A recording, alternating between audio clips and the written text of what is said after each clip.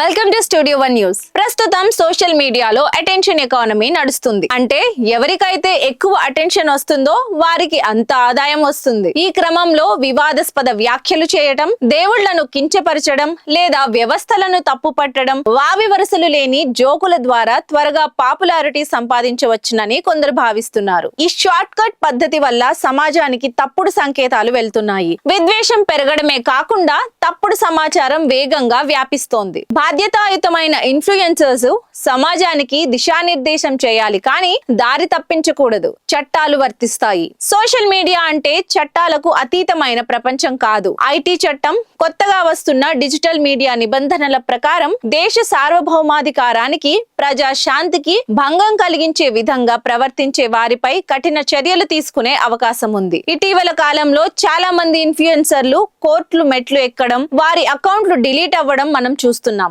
వ్యక్తిగత ఎదుగుదల కోరుకోవడంలో తప్పు లేదు, కానీ అది సమాజ క్షేమానికి వ్యతిరేకంగా ఉండకూడదు. నా అన్వేష్ ఒక్కడే కాదు, చాలా మంది ఉన్నారు. వీక్షకుల బాధ్యత కూడా ముఖ్యం. ఇన్ఫ్లుయెన్సర్స్ దారి తప్పడానికి వీక్షకులు ఇచ్చే ప్రోత్సాహం కూడా ఒక కారణం. వివాదాస్పద కంటెంట్ ను చూసినా, షేర్ చేసినా వారికి మరింత బలం చేకూరుతుంది. సమాజానికి మేలు చేసే, జ్ఞానాన్ని పంచే వ్యక్తులను ఆదరించడం, తప్పుడు దారిలో నడిపించే వారిని డిజిటల్ బాయ్కాట్ ద్వారా తిరస్కరించాలి. అలా చేస్తే సోషల్ మీడియాలో ఒక ఆరోగ్యకరమైన వాతావరణాన్ని తీసుకురాగలం. ప్రతి ఇన్ఫ్లుయెన్సర్ తన కెమెరా ముందు మాట్లాడే ముందు తన మాట లక్షలాది ఇళ్లలోకి చేరుతుందనే కనీస సామాజిక బాధ్యతను గుర్తించాల్సి ఉంది. సోషల్ మీడియా యుగంలో విలువల్ని కాపాడుకోవడం చాలా కష్టం, కానీ అదే కారణంతో అన్ని తెంపేసుకుని రోడ్డు మీద పడిపోకూడదు.